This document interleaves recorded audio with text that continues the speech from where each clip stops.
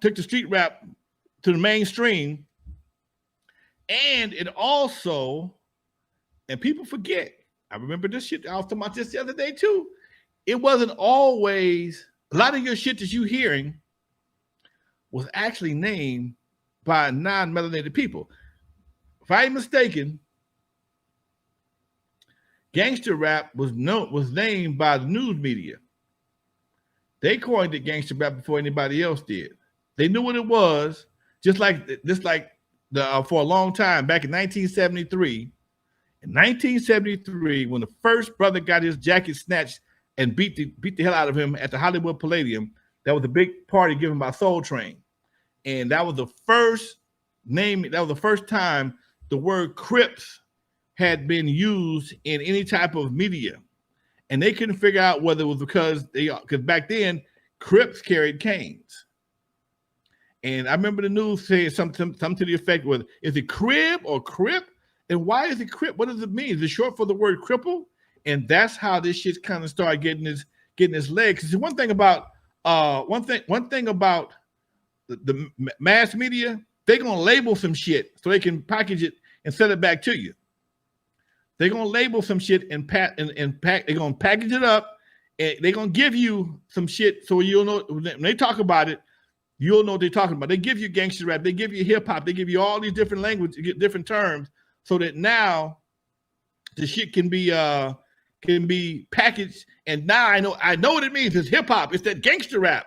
So now it has a title to it, and it can be related to and sold. And my man Greg Johnson, much love to you, Doc. Yes, see Dolores Tucker, she said it back in the day. But see, here's the problem. It wasn't so much of what they said. It's just that the people who was fighting against it didn't have the authority or the respect to make it happen. See Dolores Tucker, I think she was a senator, or was she a senator or something like that? She was a senator. I'll look it up. I forgot. And I remember him, Tipper Gore, all them. Oh yeah, Tipper Gore, his wife, Tipper Gore, vice president's wife. Oh, they was on some shit. But the people who could have said something did not say anything. People who had the respect to say, you know what, I appreciate these young brothers' talents, but this is not what we need to have on our airwaves. Excuse me. And once they started making money, everybody turned a blind eye. Everybody up, niggas getting paid. I can't fuck with this. I ain't saying shit. If they want to, and here's another problem. Like my boy White Mike says. White Mike is a preacher out of North Carolina. I quote him all the time. If you took the word nigger and replaced it with gay, Jew, or puppy, this shit would be over with an hour and a half after it played. And they looked around, and they said to themselves, ain't nobody gonna say nothing while them preachers had. The preachers didn't say nothing. Oh, the leaders didn't say nothing. Who was Dolores Tucker? She ain't nobody. And I had never heard of her before in my life until she was talking about gangster rap. I'd never heard of her before. And according to rumor, she received some money from Seagram's, and she wouldn't set her ass down someplace. Okay. So when you got people that are doing things, in this case, could have been considered grandstanding and not really sincere about what they're doing, till somebody give them a check, then it seems even more shady than ever before. And I remember see Dolores Tucker very well being on a couple of different shows talking about this, but again, she was a grandmother, man. And she wasn't times. Let me try to. You know what? Yeah, that's a good point. Because think about drill music today. I think that shit's horrible. You probably think it's horrible too. Like, imagine what they in '92. Like, talk to me, dog.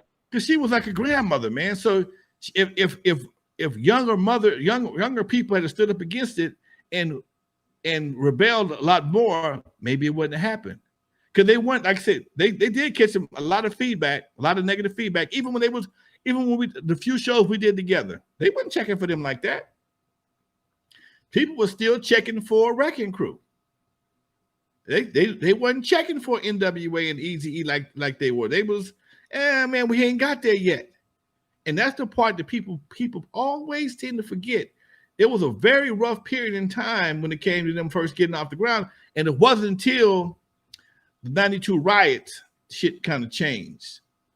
When Rodney King and Fuck the Police became the national anthem, that's when the shit kind of changed. And then again, nobody said nothing. See, in the black community, if the pastors ain't saying nothing, or Jesse, or at that time, Jesse, or Al, whoever, even them, they of the older generation still. They old as my age. Jesse older than motherfucker. Me and Al Sharpton about the same age. Okay, so and I couldn't say nothing. They weren't gonna pay me no attention. Think you the Jerry Curl man. Okay, so it's like you got to have the authority, the acceptance, and the ability to be able to say it and be respected for saying it. And that's where the disconnect came in at. There was nobody with the authority, nobody with the acceptance, and nobody with the ability to say it and make it stick. And after that, once that happened, shit just went through the roof. It became, everybody was like, y'all ain't gonna say nothing, y'all ain't gonna shut this shit down.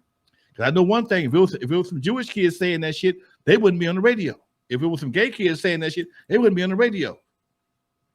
But we allowed it to happen to the point where it became such a big phenomenon when corporate America took it over and made it what it is today. Y'all can't stop this. Y'all can't unring this bell now. You can't put these worms back in the jar. Not gonna happen because we make too much money. We make too much money off y'all. Yep. Okay. Breaking it down. Facts, dude.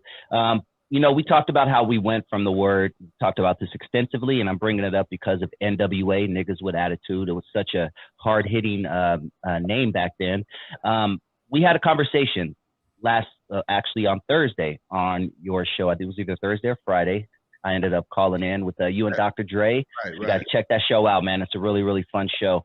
And Dre and I had a great conversation about the word nigga, and he asked me if Jesus Christ is a nigga. That was the question he posed for me, and we had a long discussion about it. You didn't really talk too much because it was a more conversation for me and Dre. But I would love to pose the question for our audience today. I was going to say Tuesday, but it's Wednesday. But I would love for you to go deeper into that. Do you think Jesus Christ was a nigga? And anybody in the comments, I would love to hear your thoughts also. I think Jesus Christ was black that was treated like a nigga. I mean, come on, man. Maybe that's the point he was making. I was trying to figure out, we were trying to see each other's point, but we got trailed off into history. And I'm saying Jesus was a black man that was treated like a nigga. Because think about this. Black folks been throughout the Bible, been persecuted, executed, and everything else you can be done to. I don't see very many white men getting hung. I ain't never seen a picture of a white man getting hung. They have hung them. Don't get me wrong. You steal a horse, you steal some chickens, then you get hung. But I ain't never seen a white man getting hung, especially in the Bible. Okay, it did. I don't see that. They want you to think it did, but I don't see that, man. And again, because nobody was there, everybody has their suspicions. But because based on the description, hair and wool for the bronze. I don't know nobody at the beach fit that description. Nobody needs this. Nobody from the beach fits that description. But again, this is the what we've been fed all this time, and now you have to unprogram folks to do this. But I mean, just think of his treatment because he was cool. He was cool the day before. One of his homies flipped on him at the table. Next day, yesterday I was at the table, headed to the table. Now I'm getting crucified. What the fuck happened? It was all good just a week ago. It was just a week ago. It was a week of last night. The Last Supper was the night before that, wasn't it? Sure was. It was a whole, and that's in 24 hours, he was being crucified. So, it's really, really, really, really a difficult subject to discuss, especially when nobody I know was there. Okay, but I would say he was a man. He was a melanated man that was treated like a nigga. That's for damn sure. I wish I would have summed it up that way. That's it. That's the best way to sum it up. I like that.